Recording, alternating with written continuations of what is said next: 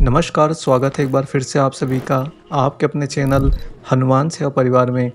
आशा करते हैं कि प्रभु श्री हनुमान जी और परम पूज्य गुरुदेव बाबा नीम करौरी महाराज जी आप सभी भक्तों पर असीम कृपा सदैव बनाए रखें। दोस्तों, महाराज जी ने एक बार सुधीर दादा से एकांत में कहा था कि दादा, ये समस्त ब्रह्मांड ही हमारा परिवार है और इस पूरे ब्रह्मांड में विचरण करने वाले सारे जीव जंतु हमारे परिवार का हिस्सा हैं।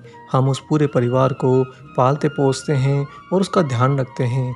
सुधीर दादा महाराज जी की बातों को भावुक होकर बड़े ही ध्यान से सुन रहे थे। यहाँ पर बाबा ने जो बात कही है दोस्तों, इसका तात्पर्य क्या है? बाबा इसके द्वारा आपको वास्तविक माया का भेद बताते हैं।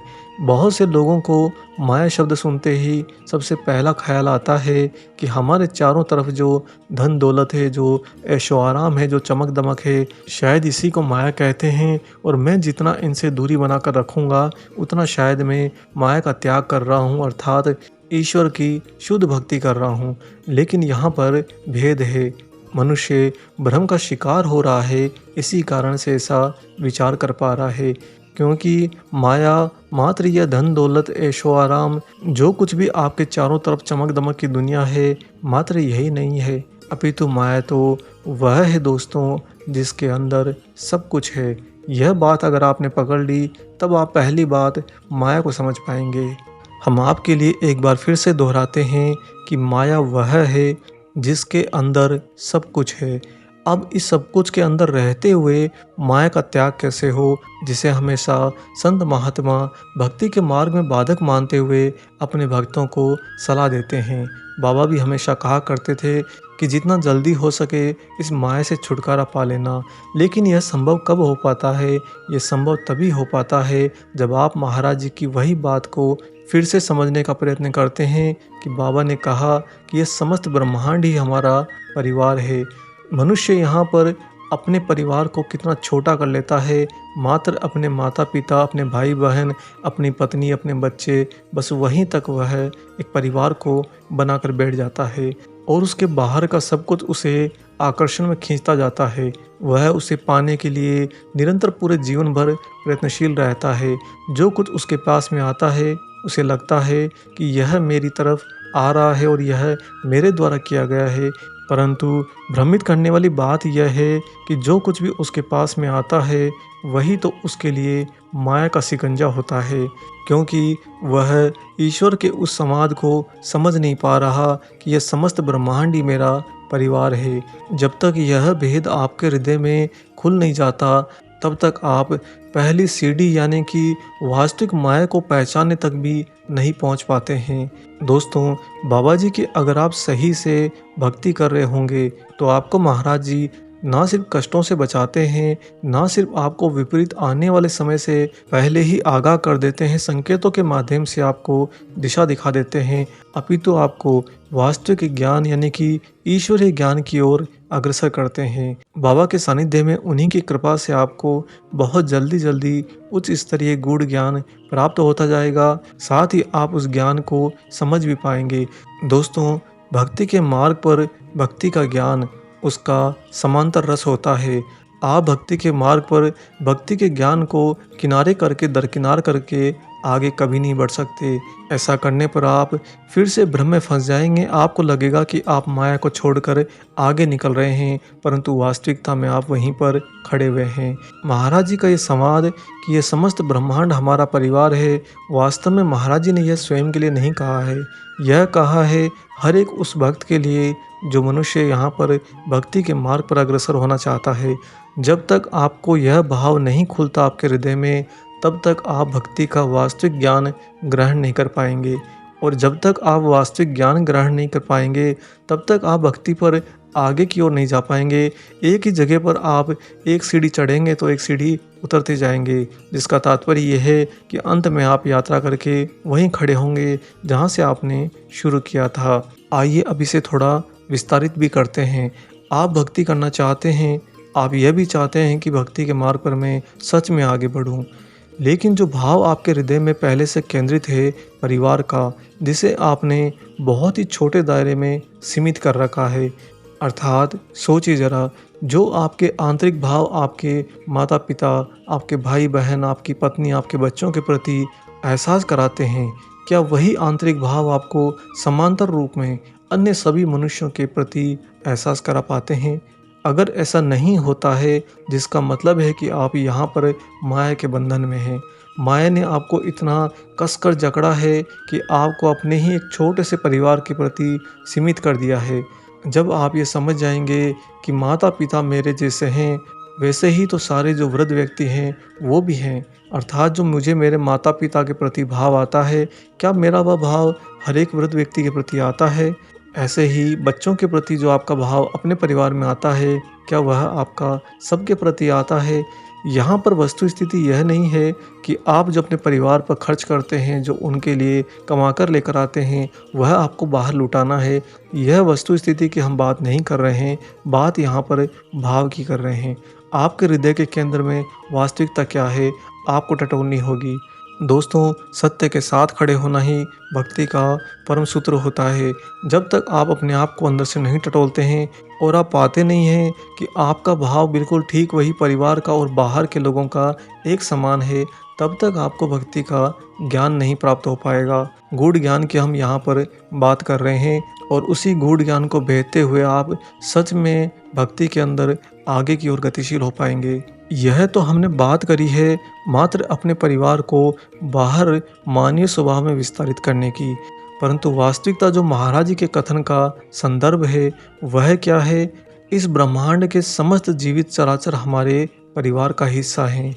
यानी कि आप पहले अपने परिवार का भाव बाहरी सभी मनुष्यों के प्रति समान करिए, उसके बाद में उसी भाव को स्थानांतरित करिए समस्त जीव जंतुओं पर। यह स्थिति जिस दिन आपके जीवन में आ जाएगी, जो भाव आपका आपके माता-पिता, भाई-बहन, बच्चों, बीवी के प्रति होता है, हृदय की गहराई में वही भाव बिल्कुल हूबहू, बिल्कुल समांतर प्रतिबिंबित होकर अन्य सारे मनुष्यों और मनुष्यों से पार जाकर सारे जीवित चराचरों में आपको एहसास होने लगेगा। उस दिन आप भक्ति का वास्तविक ज्ञान प्राप्त कर लेंगे और तब आपको समझ में आएगा कि माया का मैंने वास्तविक त्याग कैसे किया है। इस पूरे ब्रह्मांड को अपना परिवार मानना सिर्फ मानने तक सीमित नहीं होता है दोस्तों, क्योंकि ज़रा सोचिए कि जिन्हें आप माता-पिता कहते हैं, जिन्हें आप भाई-बहन कहते हैं, जिन्हें आप अपनी पत्नी, अपने बच्चे कहते हैं, क्या सिर्फ आप उन्हें कहने तक का रिश्ता रखते हैं? नहीं, आप उनके प्रति जिम्मेदार भी होते हैं।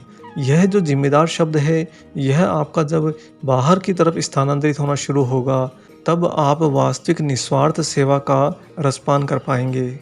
और ऐसा करने की वस्तु स्थिति में ही आपको अपने परिवार से त्याग शब्द समझ में आएगा, जिस त्याग के सूत्र के द्वारा आप माया को भेद पाएंगे। माया को भेदना दोस्तों तब तक संभव नहीं है, जब तक कि आप समान अपने ही परिवार का भाव पूरे ब्रह्मांड के जीवित चराचरों के प्रति ज्ञात नहीं कर पाते हैं और उसके बाद में अपनी वही जिम्मेदारियां जो परिवार के प्रति होती हैं, उन्हीं जिम्मेदारियों को समान भाव से इस पूरे ब्रह्मांड के लिए नहीं खोल पाते हैं। तब तक आप इस माया में कुछ भी त्याग नहीं कर सकते।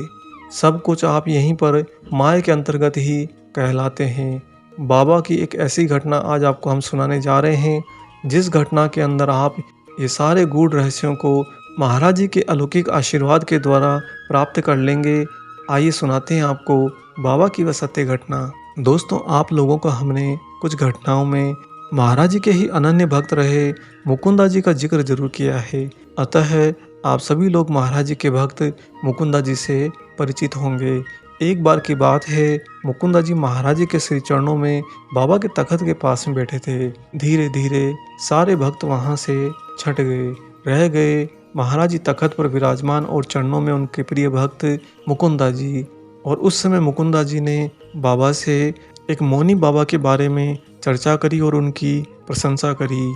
मुकुंदा जी कहते हैं कि महाराज जी, वह जो मौनी बाबा हैं, वह एक सुनसान जंगल में रहते हैं। पिछले 9 वर्षों से वह उसी जंगल में रहते हैं।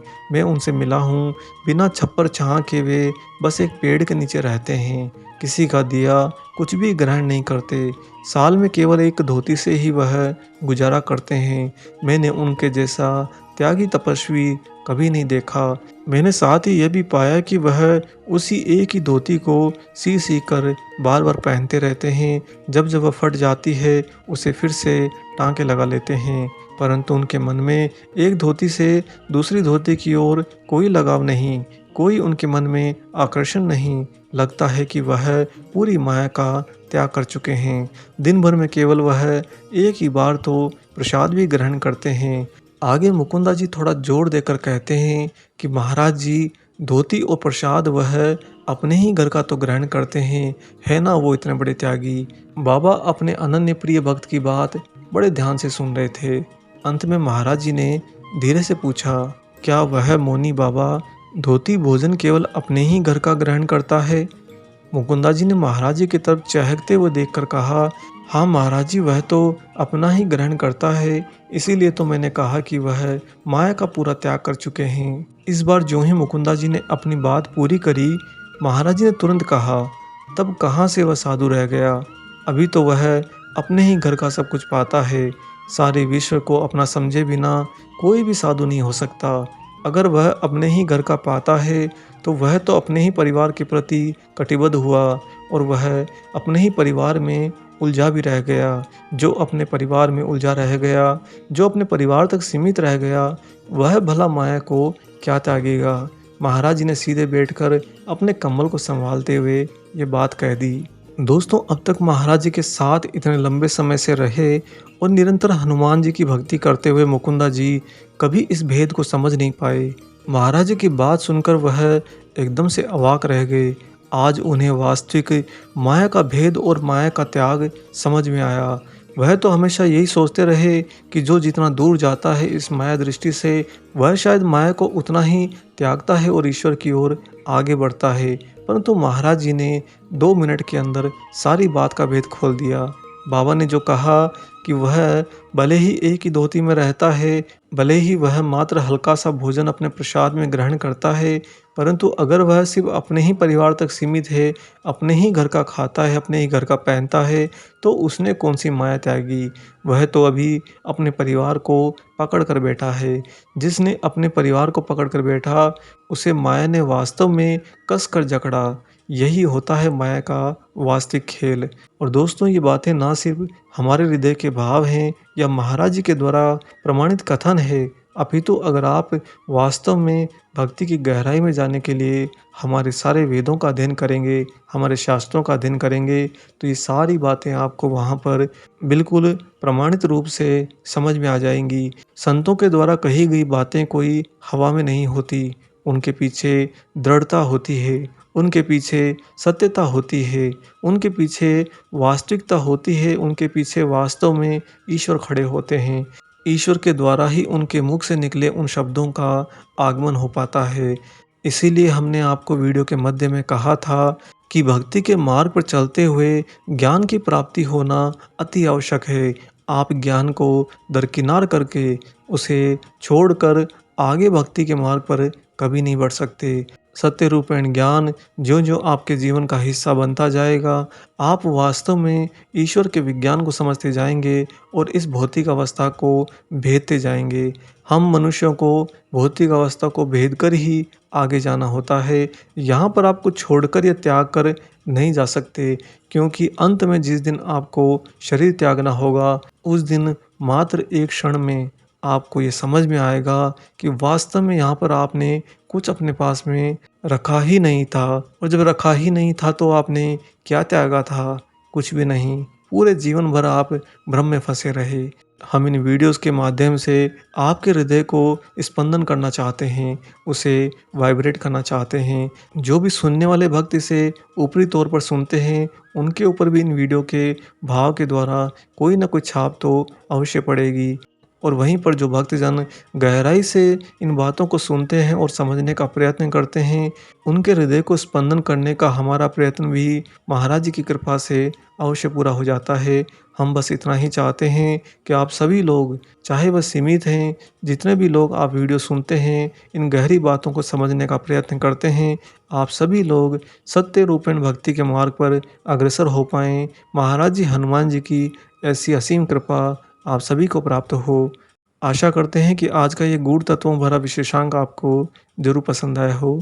वीडियो अगर अच्छा लगा है तो जाने से पहले इसे ज़रूर लाइक करें और वीडियो को ज़्यादा से ज़्यादा अन्य सभी राम भक्तों, हनुमान भक्तों से शेयर कर दें। मिलेंगे बहुत जल्दी ही एक और ऐसे ही अलौकिक वीडियो के साथ में।